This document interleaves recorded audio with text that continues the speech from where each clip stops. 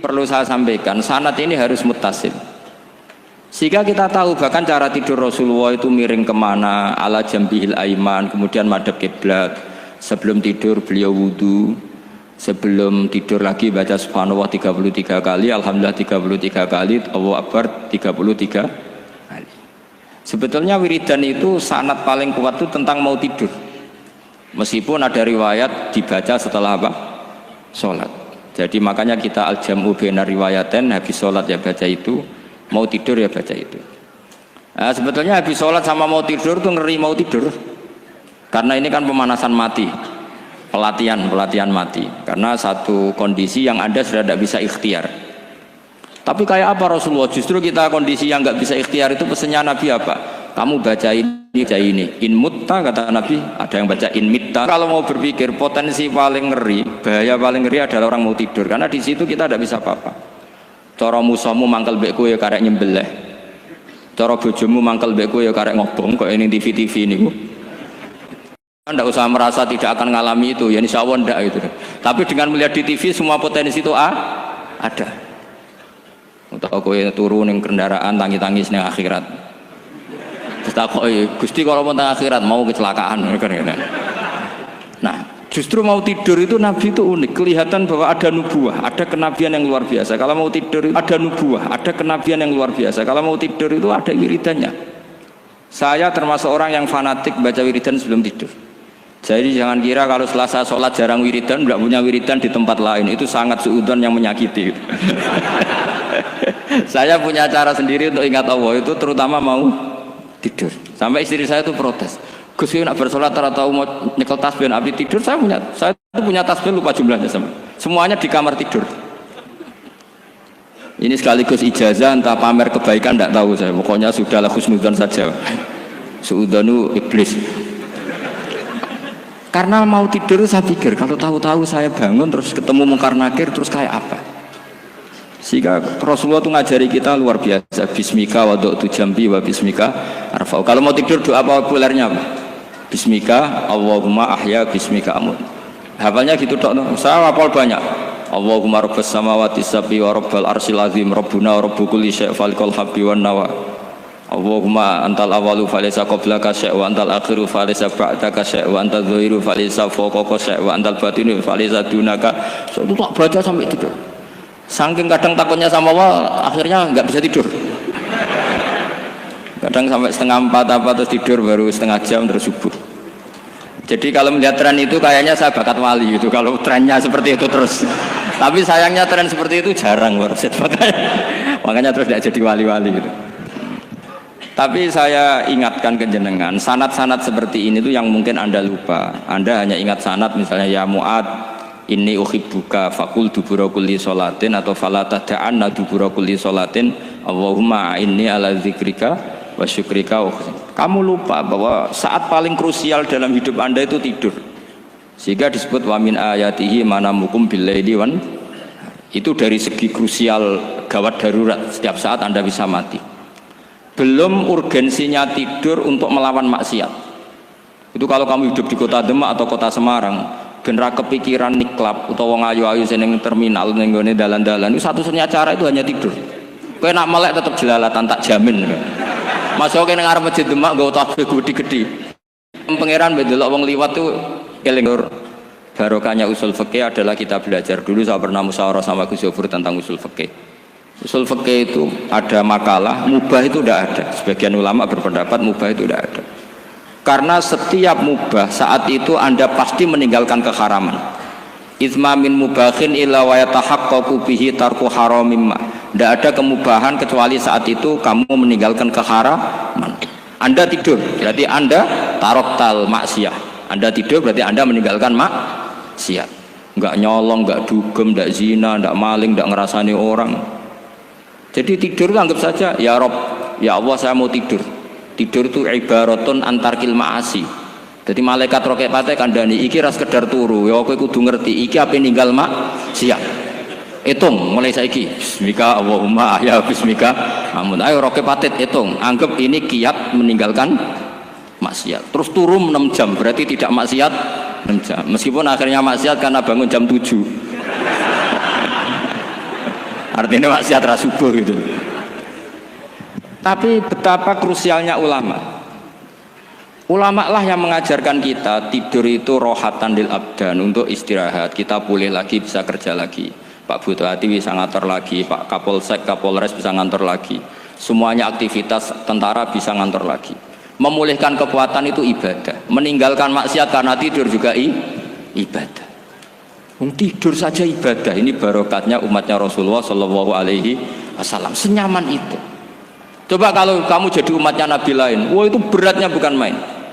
Dan itu sesuatu yang dimintakan Allah, dimintakan Rasulullah kepada Allah, yaitu Rabbana wala tuhamilna ma la taqata lana bih. Termasuk la tahmil alaina isron kama hamaltahu 'alal ladzina min qablina. Jangan bebankan ke umat kami sesuatu yang seperti engkau bebankan pada umat dulu. Umat dulu itu kalau mau tobat, kayak umatnya Nabi Musa pernah nyembah anak sapi, itu yang pernah nyembah tobatnya dibunuh.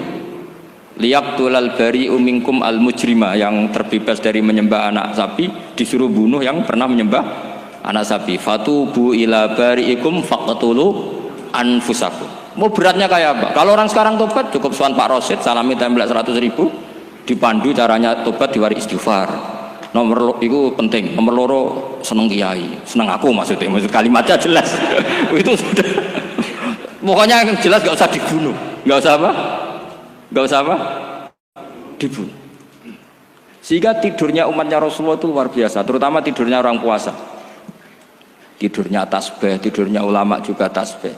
Karena dengan tidur itu kita tahu alamat kematian. Di mana kita masih di dunia saja punya kondisi di mana kita tidak bisa menentukan diri kita sendiri. Dan itu awal dari kita mengimani la haula wala quwata illa billah. Segagai koyok ngono ternyata ada kondisi di mana kita tidak bisa mengendalikan diri kita sendiri. Makanya disebut wa min ayatihi manamukum billaili wan nahar. Yang bisa menganalisis itu siapa? Ya ulama. Ulama kok tahu karena punya sanad musalsal ila Rasulillah sallallahu alaihi wasallam. Sehingga uniknya kenapa tidur itu sakral? Coba semua nabi di antara wahyunya itu lewat apa? Semua nabi di antara wahyunya lewat apa?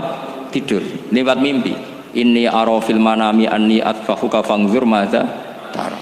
Maka mimpi ini harus dikelola secara baik, yaitu kalau kamu mau tidur, wudu dulu, baca tasbih, terus tinggalkan semua dunia, anggap saja ini pemanasan kematian.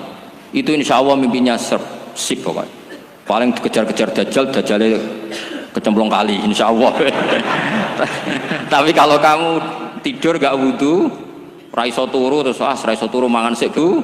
Raiso turu terus raiso turu mangan sik ben wareg ben iso turu. Insyaallah dikejar Dajjal kecekel. Akhirnya ngelindur gak karu-karuan karena tadi. Nah, sanad seperti itu yang punya siapa? Hanya ulama. Ada lagi satu contoh, ini sudah hampir 20 menit Pak Ustaz. Itu saya pernah ngaji Durarul Kalami Syafi'i, mutiara-mutiara ngendikan Imam Syafi'i. Itu ulama itu mesti ngendikan tuh unik.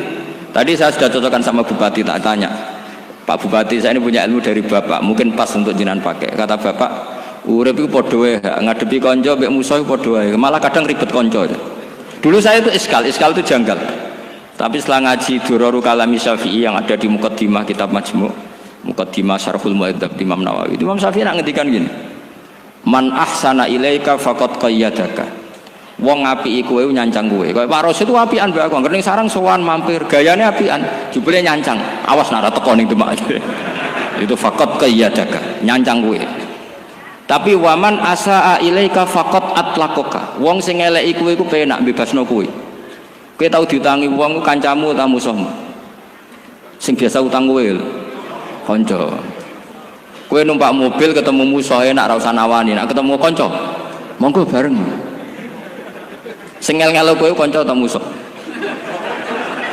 Artinya gini, kanca ya barokah nggo perjuangan, musuh ya barokah mergo ora tau utang. Jadi segampang itu ulama melihat kehidupan tuh, man ahsana ilaika faqad qayyadaka wa man asaa ilaika faqad atlaqaka. Jadi akhirnya kita hidup tuh berkah terus. Di konco ya enak kados kula di konco Gus Zofur, nak kula mboten saged fikih musyawarah, ra iso tasawuf musyawarah. Di konco Pak Rosid, konco rai sederhana. Pokoknya duit. Tadi kurang contoh. Kalau rai Arab kan enggak sederhana, Pak. Wajahnya mewah terus. Ya. Ekonominya juga sederhana. Saya sama Arsyad sama-sama gak kaya. Jadi ada nyotokan kan Gus Zofur sama Gus Baknya ngebis. Memang saya sering sama Gus Zofur ngebis sampai sekarang masih senang. Bukan karena miskin yang jelas itu pilihan itu. Jadi ulama itu segampang itu melihat kehidupan. Saya termasuk kiai muda yang nggak takut mati, bukan karena yakin di surga gitu, karena saya sering baca berdoa. Allahumma ya Allah, kata Rasulullah, kamu harus berdoa, ya Allah, ij'alil hayata ziyadatan li fi kulli khairin wal mauta rohatan li min kulli syarrin. Mungkin sekarang kita ada zina, mungkin sekarang kita ada korupsi, mungkin sekarang kita ada maling, tapi potensi itu tetap ada. Yang bisa ngakhiri itu apa? Kematian. Maka anggap saja kematian itu rohatan li min kulli syarrin, semua mengakhiri semua keburukan. Kayak apa Rasulullah memandang kehidupan? Kalau kamu masih hidup, anggap saja ziyadatan li fi kulli khairin. Saya gara-gara hidup saudaranya kersane Pak Rosid ngaji di sini. Ikhlas Pak Rosid itu sangat ikhlas. Saudaranya senior kula dipaksa nggih gelem, diintimidasi nggih gelem. Wah itu barokah.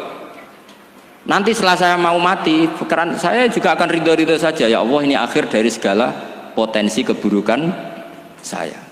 Sehingga kiai-kiai NU, kiai-kiai alim itu ana bajingan tukang ngemel wong kok mati. Saya nggih Pak niki saya nggih. Tanggane ra ono sing gelem muni saya. Kiai ini maksud, ayo Pak muni saya Pak. Mboten saya ini tempuh. Lah nggih saya pun mati mun mboten saged nakal niku. Lha jenenge rohatan li min kulli syarrin. Kalau mayit ya rohatan lahu min kulli syarrin. Kayak apa sanad kita ke Rasulullah? Kabeh itu dimana jadi ibadah.